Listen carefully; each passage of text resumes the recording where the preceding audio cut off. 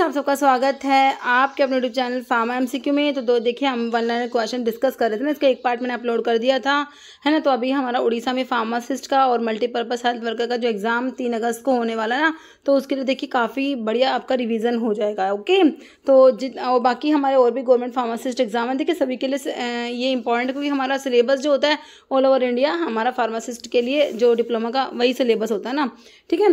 तो देखिए इसमें जो है वन लाइनर क्वेश्चंस के थ्रू हम लोग जो है रिवीजन कर रहे हैं। ओके, तो देखो भाई स्टार्ट करते हो। स्टार्ट करने से पहले अगर आप लोग चैनल पे नए हो, आपने चैनल सब्सक्राइब नहीं किया, चैनल को प्लीज़ सब्सक्राइब कीजिएगा, वीडियो को लाइक करना, शेयर करना, कमेंट करना, बेल आइकन को प्रेस करना, ताकि जो आने वाले वीडियोज़ होते हैं उनके नोटिफिकेशंस आप लोगों को मिल सके। तो देखिए बिना देरी स्टार्ट करते हैं हमारा वीडियो, है ना। तो देखिए क्वेश्चन है, which of the following is parenteral route for spinal anaesthetics, है ना।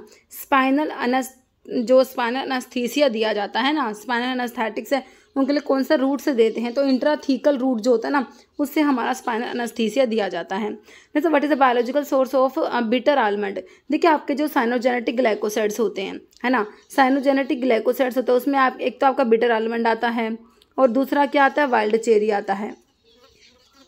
बिटर आलमंड का सोर्स पूछा है, तो बिटर आलमंड का सोर्स होता है dry dried seeds of Prunus amygdalus, है ना। और इसका जो केमिकल कॉन्स्टिट्यूएंट्स है अमाइगडालस से याद रखो अमाइगडालिन, है ना।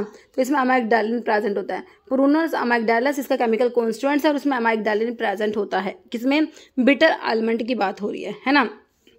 और जो है ये क्या है, हमारा साइनोजेनेटिक ग्लाइकोसाइड में आता है। और ठीक है, तो इसकी फैमिली जो होती है वो रोजेसी होती है। कौन सी होती है, रोजेसी होती है। ओके, नेक्स्ट है identify one of the atypical neuroleptic.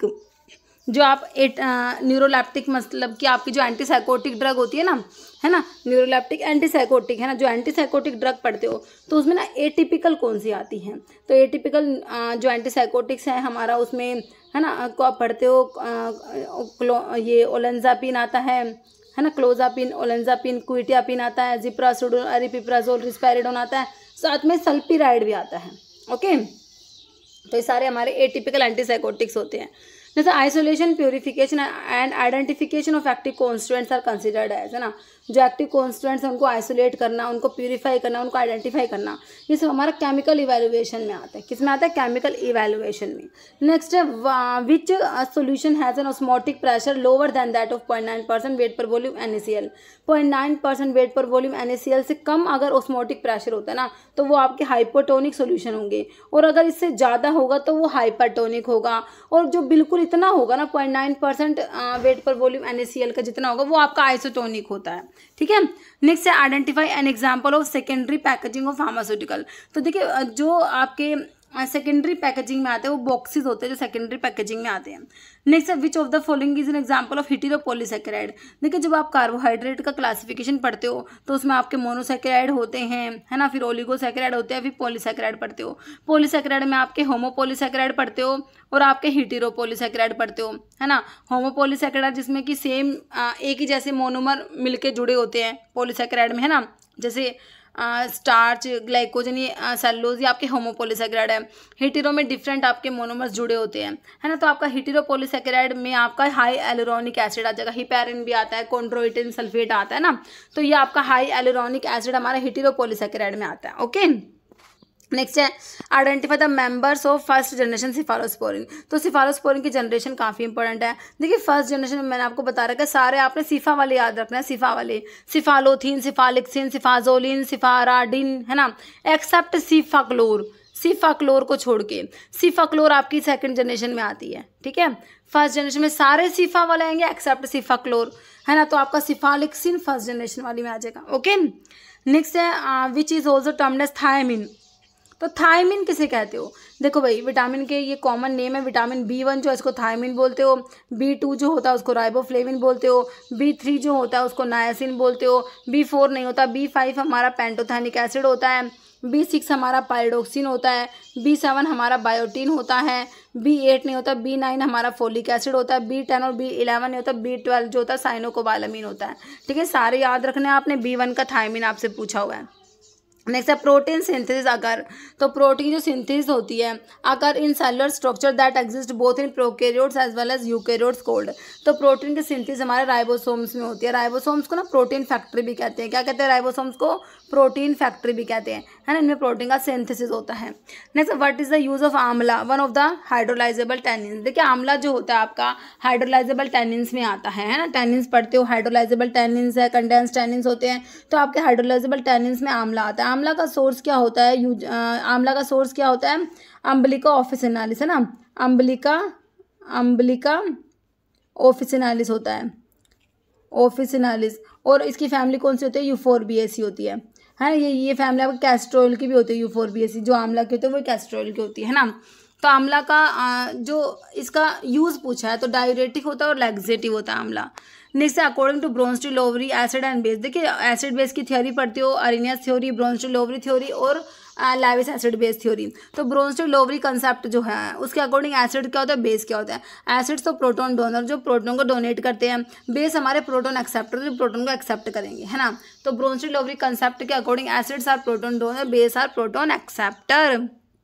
Next है dash is the type of drug distribution system. तो ड्रग डिस्ट्रीब्यूशन सिस्टम के बारे में क्वेश्चन है, तो ये जो दिया हुआ एक टाइप है ड्रग डिस्ट्रीब्यूशन सिस्टम का, in which drugs are given to the patient from nursing station से ही ड्रग जो है पेशेंट्स को डिस्ट्रीब्यूट की जाती है ना, and pharmacy supplies from the drug store. तो देखिए आपके फ्लोर स्टॉक सिस्टम में होता है ये। नेक्स्ट है डिजीज इज कोड। फंजाई जो है कौन कौन सी डिजीज कोज करती है, तो फंगस जो है एथलीट फूड कोज कराती है, रिंग वॉर्म है, धोबीच, ये सारे डिजीज जो है फंगस कोज कराती है। Next dash is the process which involve soaking of the powder crude drug. कह रहे जो पाउडर क्रूड ड्रग होता है उसको सोक करते हैं किसी साथ में with the menstruum in a closed vessel for enough time, for the menstruum, ताकि मेंस्ट्रम जो है पेनिट्रेट कर जाए cellular structure of the crude drug, है ना। तो पाउडर क्रूड ड्रग को मेंस्ट्रम के साथ में भाई क्लोज वेसल में रख दिया, है ना, ताकि वो मेंस्ट्रम जो है वो ड्रग में पेनिट्रेट कर जाए, है ना, और and dissolve the soluble constant dissolve हो जाए। तो ये आपका मैसीरेशन में होता है, किस में होता है ये, मैसीरेशन। नेक्स्ट है एंटी माइक्रोबियल एजेंट बैक्टीरियासाइडल ना, तो हमारे एंटी माइक्रोबियल होते हैं, बैक्टीरियासाइडल होते हैं जो बैक्टीरिया को किल कर देंगे। एक आपके बैक्टीरियोस्टैटिक होता है जो बैक्टीरिया की ग्रोथ को इनिबिट करा देते हैं, है ना। तो सिडल में कौन से, जैसे पेनिसिलिन हो गया, सिफेलोस्पोरिन हो गया, एमिनोग्लाइकोसाइड एंटीबायोटिक की बैक्टीरिया सिडल होती है। स्टैटिक में आपका टेट्रासाइक्लिन है, क्लोरमफेनिकोल होता है ना, इनका स्टैटिक एक्शन होता है, ये ग्रोथ को इनिबिट कराती है ना। तो टेट्रासाइक्लिन क्लोरमफेनिकोल आपकी ब्रॉड स्पेक्ट्रम एंटीबायोटिक होता है बट ये बैक्टीरियोस्टैटिक होती है। ओके, नेक्स्ट है तो बैक्टीरियासाइडल में आपको सिफेलोस्पोरिन दिया है। That arrange the following in decreasing order of their bio availability and mark the correct, ठीक है, मतलब कि decreasing order of their bio availability का ऑर्डर दिया डिक्रीजिंग, मतलब कि सबसे पहले लिखो जिसकी सबसे ज़्यादा बायोअवेलेबिलिटी है, फिर उससे कम वाला, फिर उससे कम वाला। तो आपको 4 आपको दिए हुए हैं, जिस कंप्रेस टैबलेट है, सोल्यूशन है, कैप्सूल, सस्पेंशन है, इनका आपने बताना है। तो भाई सबसे ज़्यादा बायो अवेलेबिलिटी हमारे सोल्यूशन की होती है, सबसे सोल्यूशन की, उसके बाद सस्पेंशन, फिर कैप्सूल, फिर कंप्रेस्ड टैबलेट्स। ओके, नेक्स्ट है when dose of a drug are repeated in quick succession. कह रहे हैं जब डोज है ड्रग की डोज को रिपीट कर रहे हो क्विक सक्सेशन में, बहुत जल्दी से जो है रिपीटेडली ड्रग की डोज रिपीट की जा रही है, और रिडक्शन इन रेस्पॉन्स, है ना, रेस्पॉन्स रिड्यूस हो जाएगा, उसे क्या कहोगे, उसे कहोगे टैकीफाइलैक्सिस। इसके लिए ना रैपिड डेवलपमेंट ऑफ टॉलरेंस भी कहते हो, इसको क्या बोलते हो, रैपिड डेवलपमेंट ऑफ टॉलरेंस भी इसके लिए वर्ड यूज़ किया जाता है। Next, according to drug and magic remedies act 1954 what are the penalty for whoever contravenes the provision of this act, है ना। ड्रग एंड मैजिक रेमेडीज़ में आपको ऑफेंसेस और पेनल्टीज़ के ऊपर क्वेश्चन है। ड्रग एंड मैजिक रेमेडीज़ 1954 का जो है ना, तो इसके क्या ऑफेंस और पेनल्टीज़ है। कह रहे in case of first conviction, अगर फर्स्ट कन्विक्शन है तो कह रहे इम्प्रिजनमेंट विच में एक्सटेंड टू 6 मंथ और फिर विद फाइन और बोथ, है ना। इम्प्रिजनमेंट होगा जो एक्सटेंड हो जाएगा 6 मंथ तक हो सकता है, और फाइन और दोनों हो सकते हैं, ठीक है। तो ये आपका drug and magic remedies act जो है उसके ऑफेंसेस और पेनल्टीज़ है। नेक्स्ट है 4th जनरेशन सिफालोस्पोरिन। देखो ये 4th, मैंने आपको सिफालोस्पोरिन की 1st जनरेशन में सिफा वाले बताए, और जो 4th है ना उसमें 2 याद कर लो, सिफपिम और सिफपिरोम। सिफपिम दिया है, सिफपिरोम होता है, सिफपिरोम, ये 2 याद कर लो, है ना। फर्स्ट में सिफा वाले एक्सेप्ट सिफाक्लोर, है ना, और एक सिफिरोक्सिम एक्सिटिल वो भी आता है 2nd जनरेशन में, है ना। जो फर्स्ट में सिफा वाले आएंगे एक्सेप्ट सिफाक्लोर 2nd जनरेशन में है, 2nd में सिफिरोक्सिम भी याद कर लेना, ठीक है, और 4th में ये आपके सिफिक्सिम सिफपिरोम हो गया। नेक्स्ट है what is the optimum temperature of most enzyme. देखिए एंजाइम्स जो होता है वो एक ऑप्टिमम टेम्परेचर पे ही एक्टिवेट होते हैं, ऐसा नहीं होता किसी भी टेम्परेचर पे एक्टिवेट हो जाएंगे, उनके लिए ऑप्टिमम टेम्परेचर होता है, ऑप्टिमम पीएच होता है एंजाइम्स के लिए। तो ऑप्टिमम टेम्परेचर हमारा कितना होता है 37 37 डिग्री सेल्सियस होता है। एंजाइम्स के लिए ऑप्टिमम टेम्परेचर जो है मोस्ट ऑफ द एंजाइम्स के लिए 37 डिग्री सेल्सियस होता है। नेक्स्ट है which of the drug increase the production of bronchial secretion. Bronchial secretion का प्रोडक्शन इंक्रीज कराती है एंड रिड्यूस इट्स विस्कोसिटी, उसका विस्कोसिटी कम करा देगी ब्रोंकियल सिक्रेशंस का।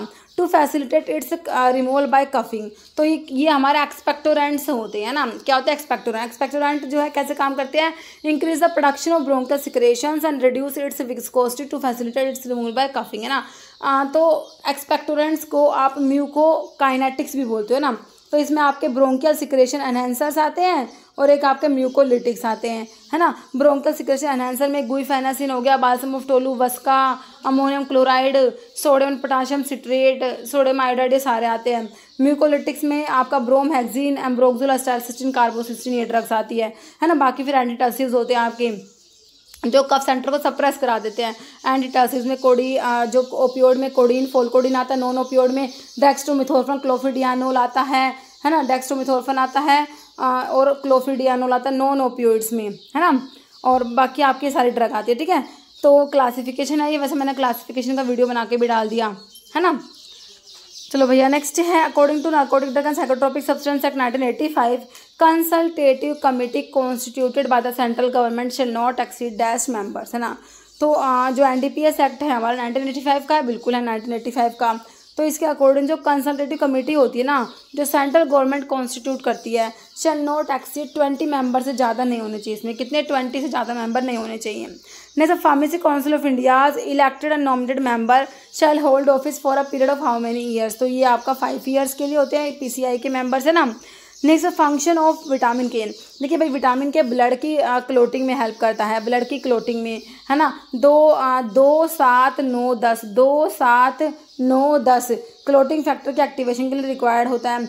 विटामिन के की डेफिशिएंसी से डिफेक्टिव ब्लड क्लोटिंग हो जाएगा, हेमरेज हो जाता है, ब्लीडिंग डिसऑर्डर्स हो जाते हैं, है ना।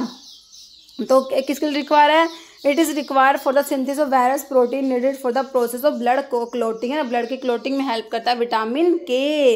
नेक्स्ट है dash small box like structure होता है सिचुएटेड इन द नेक में प्रेजेंट है ये, एंटीरियर टू ईसोफेगस, ईसोफेगस के एंटीरियरली होता है ये, and supported by thyroid, cricoid, arytenoid cartilage. तो ये हमारे लैरिंग्स होता है, क्या होता है, लैरिंग्स। ओके, नेक्स्ट क्वेश्चन क्या है, which of the following component in tablet are intended to promote flow of granules. देखिए, ग्रेन्यूल्स के फ्लो को प्रमोट करा रहे हैं। जो फ्लो प्रोमोटर्स जिन्हें आप बोलते हो ना, फ्लो ऑफ ग्रेन्यूल्स को प्रमोट कराएंगे या powder material by reducing the friction between the particles के बीच में फ्रिक्शन को रिड्यूस करा के ग्रेन्यूल्स का फ्लो प्रमोट कराता है। ये हमारे ग्लाइडेंट्स होती है जिन्हें हम क्या कहते हैं, फ्लो प्रोमोटर्स भी कहा जाता है। ओके, नेक्स्ट क्वेश्चन देखिए, what is the minimum area which is required to start a retail drug store, है ना।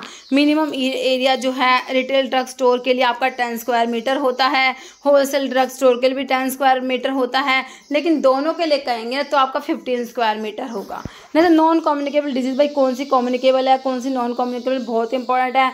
तो नॉन कम्युनिकेबल में आपका आता है जैसे डायबिटीज़ है, कैंसर है, रोमैटिक फीवर है, सारे नॉन कम्युनिकेबल हैं।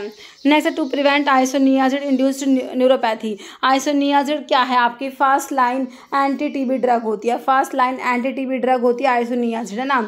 तो देखिए करेक्ट, इसकी ये जो आइसोनियाजिड है ये पेरिफेरल न्यूरोपैथी करा देती है, न्यूरोटॉक्सिटी करा देती है। तो कह रहे आइसोनियाजिड इंड्यूस पेरिफेरल न्यूरोपैथी, जो न्यूरोटॉक्सिटी है उसको प्रिवेंट करने के लिए क्या करोगे भाई, आइसोनियाजिड के साथ में विटामिन B6 देते हैं, जिसको पायरोक्सिन कहते हैं। पायरोक्सिन को एडमिनिस्टर किया जाता है क्योंकि आइसोनियाजिड जो है ये विटामिन B6 की डेफिशिएंसी करा देती है, जिससे आपकी पेरिफेरल न्यूरोपैथी होती है। तो इसको प्रिवेंट करने के लिए आइसोनियाजिड के साथ में विटामिन B6 देते हैं। ओके, नेक्स्ट है dihydropyridine ring containing calcium channel blocker. तो आपका निफेडिपिन जो होता है, निफेडिपिन, एम्लोडिपिन या डिपिन वाले जो कैल्शियम चैनल ब्लोकर्स होते हैं, इनमें कौन सा रिंग होता है, डाईहाइड्रोपिरिडीन रिंग प्रेजेंट होता है ना। फिनाइल अल्काइल अमीन डेरिवेटिव जो होता है, फिनाइल अल्काइल अमीन डेरिवेटिव कौन सा होता है, फिनाइल अल्काइल अमीन डेरिवेटिव में हमारा विरापेमिल आता है, बेंजोथायाजिपिन्स में डिल्टाज़ैम आता है, और डाईहाइड्रोपाइरिडिन रिंग में हमारा निफेडिपिन आता है। तीनों मैंने आपको कैल्शियम चैनल ब्लोकर्स बताए ना। Solid fat index is determined by, तो solid fat index is determined by, तो इसके लिए आपका डायलेटोमेट्री आता है है ना, कई बार इसका फुल फॉर्म भी पूछ ले, SFI solid fat index. Okay, next which of the following is non ionic emulsifying agent. देखिए आपके इमल्सिफाइंग एजेंट्स होते हैं, उनमें नॉन आयोनिक में आपके ट्विन्स और स्पैंस आते हैं, ट्विन्स और स्पैंस नॉन आयोनिक में आते हैं, है ना। बाकी आपका अनायोनिक जो होता है, अनायोनिक में आपका SLS आता है, सोडियम लोरेट सल्फेट, जिसकी HLV वैल्यू 40 होती है, एग्जाम में पूछी हुई है ना। तो ये अनायोनिक में आ गया। कटायनिक में हमारा जैसे बेंजलकोनियम क्लोराइड हो गया, सिटाइल ट्राइमिथाइल अमोनियम ब्रोमाइड हो गया, है ना, सेट्रीमाइड है, ये हमारे कटायनिक बता रही हूँ मैं आपको। और आपका जो है नॉन आयोनिक में स्पैंस और ट्विन्स आ गए, तो आपको स्पैंस मिला है ना, तो स्पैंस आपके नॉन आयोनिक इमल्सिफाइंग एजेंट्स में आते हैं। जैसे बायो अवेलेबिलिटी की डेफिनेशन तो भाई बहुत इंपॉर्टेंट, बहुत से एग्जाम में बहुत बार आई है ना। बायो अवेलेबिलिटी रेफर्स टू, तो ये होता है rate and extent of therapeutically active drug that reaches systemic circulation, है ना। तो ये बहुत बार बायोअवेलेबिलिटी की डेफिनेशन पूछते हैं। जैसे पुअरली मैन्युफैक्चर टैबलेट में have small pin holes on the tablet, इसे क्या कहोगे, इसे हम पिकिंग कहते हैं। क्या कहते हैं, टैबलेट के डिफेक्ट पे क्वेश्चन है तो ये पिकिंग होता है। जैसे standard for cosmetics is included in which schedule, है ना, तो शेड्यूल के ऊपर क्वेश्चन है भाई, स्टैंडर्ड फॉर कॉस्मेटिक्स का शेड्यूल ऐसा आता है।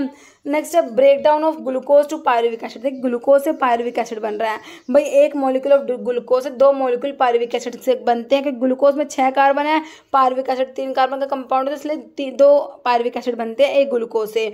तो ग्लूकोज का पायरुविक एसिड में कन्वर्ट होने ग्लाइकोलिसिस होता है, और अगर ऑक्सीजन की प्रेजेंस है तो ही ये पायरुविक एसिड बनेगा। अगर ऑक्सीजन एब्सेंट है ना, आपका ऑक्सीजन नहीं है, तो क्या होता है, लैक्टिक एसिड बनता है ना। तो ऐसे भी आता है कि भाई अगर ऑक्सीजन की एब्सेंस है तो ग्लूकोज से क्या बनेगा भाई, लैक्टिक एसिड बनता है ना। ठीक है, नेक्स्ट है एस्ट्रियोनाम इज तो एस्ट्रियोनाम क्या है, तो भाई हमारा जो मोनोबैक्टम होता है, जब आप बीटा लैक्टम एंटीबायोटिक पढ़ते हो, पेनिसिलिन है, सिफेलोस्पोरिन से, कार्बापिनम्स एंड मोनोबैक्टम। मोनो का मतलब एक, है ना, इनमें एक रिंग होती है इसलिए मोनोबैक्टम कहते हैं। तो इसमें आपका एजिट्रियोनाम आता है, कार्बापिनम्स में इमिपिनम, मीरोपिनम, फेरोपेनम आता है ना, और इसमें एजिट्रियोनाम मोनोबैक्टम में आता है। जैसे BCG वैक्सीन क्या है भाई, BCG bacillus Calmette Guerin full form होता है, बी से bacterial live attenuated bacterial vaccine में आता है। रूट ऑफ एडमिनिस्ट्रेशन BCG का इंट्राडर्मल रूट से दिया जाता है भाई। ओके, नेक्स्ट है oral hypoglycaemic agent which is a thiazolidinedione derivative. तो ओरल हाइपोग्लाइसेमिक क्लासिफिकेशन से क्वेश्चन है। थायाजोलिडिन डाइओन्स में रोसी एंड पायो 2 याद रखते हो, रोसी पायो, है ना, रोसी ग्लिटाजोन एंड पायोग्लिटाजोन आपका थायाजोलिडिन डाइओन डेरिवेटिव होते हैं जो आपके ओरल हाइपोग्लाइसेमिक्स में आते हैं, है ना। जैसे saccharin is sweeter than sucrose. देखिए सैकरिन जो होता है आपका वो स्वीटर होता है सुक्रोज से, तो 50 टाइम्स स्वीटर देन सुक्रोज होता है। एक आपका एस्पार्टेम होता है वो 200 टाइम्स स्वीटर होता है सुक्रोज से, और जो सैकरिन है वो 500 टाइम्स स्वीटर देन सुक्रोज होता है। जैसे precursor of thyroxine, epinephrine and norepinephrine, है ना, तो थायरोक्सिन का प्रिकर्सर आपका टायरोसिन अमीनो एसिड होता है ना। आपका एपिनेफ्रिन, नोरेपिनेफ्रिन, इन सब का प्रिकर्सर आपका टायरोसिन अमीनो एसिड है। ऐसा optic neuritis is side effect of, optic neuritis side effect किसका, इथेम्ब्यूटोल का होता है। इथेम्ब्यूटोल का साइड इफेक्ट आप देखोगे तो क्या होता है, ऑप्टिक न्यूराइटिस करा देते हैं। इथेम्ब्यूटोल आपकी first line anti TB drug में ही आती है ना, तो आपकी जो first line anti TB drug है सारी की सारी का ना साइडल एक्शन होता है, मतलब कि बैक्टीरिया साइडल होती है सारी की सारी, किसको छोड़ के, इथेम्ब्यूटोल को छोड़ के। इसका स्टैटिक एक्शन होता है, ये बैक्टीरिया स्टैटिक एक्शन शो करती है ना, और ऑप्टिक न्यूराइटिस करा देते हैं हमारे इथेम्ब्यूटोल। नेक्स्ट है epinephrine is added in local anaesthetic. देखिए लोकल एनेस्थेटिक्स जो होते हैं उनमें ना एपिनेफ्रिन को ऐड किया जाता है। एपिनेफ्रिन को आप एड्रेनलिन भी कहते हो, तो क्यों ऐड करते हैं, to prolong the duration of action of local anaesthetic. Local anaesthetic का ड्यूरेशन ऑफ एक्शन को प्रोलॉन्ग कराने के लिए। जैसे बाइल इज प्रोड्यूस बाय, देखिए बाइल जो होता है लीवर में बनता है, बिल्कुल सही है, और बाइल इज स्टोर्ड इन, कहीं स्टोर्ड इन, तो बाइल ना गॉल ब्लैडर में जाके बाइल स्टोर होता है, लीवर में बाइल बनता है। Next liver microsomal enzymes are stimulated by, enzyme inducer की बात हो रही है, एंजाइम इंड्यूसर की, तो एंजाइम इंड्यूसर में हमारा फिनोबार्बिटोन आ जाएगा, जो आपका लॉन्ग एक्टिंग बार्बिचुरेट होता है फिनोबार्बिटोन, तो ये हमारा क्या होता है, ये एंजाइम इंड्यूसर होता है। नेक्स्ट लार्जेस्ट ऑर्गन, हमारी बॉडी का सबसे बड़ा ऑर्गन क्या होता है, स्किन होता है। 5-HT3 antagonist user anti emetic में 5-HT3 जो आपके एंटागनिस्ट है उसमें सिट्रोन वाले ग्रानिसिट्रोन ये आपके 5-HT3 के एंटागनिस्ट होते हैं। नेक्स्ट है which vitamin contain steroidal structure, है ना। तो स्टीरोइडल हमारा विटामिन डी स्टीरोइडल होता है ना। और आपका विटामिन डी क्या है, स्टीरोइडल मतलब कि इसमें न्यूक्लियस प्रेजेंट है, साइक्लोपेंटेनो पर हाइड्रोफिनन 3 न्यूक्लियस होता है ना, स्टीरोइडल न्यूक्लियस वो प्रेजेंट होता है। नेक्स्ट है सील कोटिंग इज अप्लाइड। तो सील कोटिंग क्यों करते हैं भाई, to prevent moisture penetration to tablet core, है ना। तो सील कोटिंग जो आपके सिरप कोटिंग के डिफरेंट स्टेप होते हैं, सब कोटिंग, सील कोटिंग, है ना। तो उसमें आपका सील कोटिंग जो होता है मॉइस्चर पेनिट्रेशन को प्रिवेंट करने के लिए करते हैं। और सब कोटिंग जो होता है वो आपका टू बल्क द जो उसका टेबलेट होता है उसको बल्क बढ़ाने के लिए सब कोटिंग किया जाता है ना। तो आपका जो सील कोटिंग करेंगे to prevent moisture penetration to tablet core, है ना। ठीक है, तो इस वीडियो में देखिए इतने ही क्वेश्चंस हैं, बाकी के और क्वेश्चन नेक्स्ट वीडियो में लेके आऊँगी। इस वीडियो में इतना ही। अगर आपको वीडियो अच्छी लगे तो लाइक करना, शेयर करना, चैनल पर नए हैं तो मेरे आप लोगों से रिक्वेस्ट है कि चैनल को प्लीज सब्सक्राइब जरूर करना। Okay, thank you.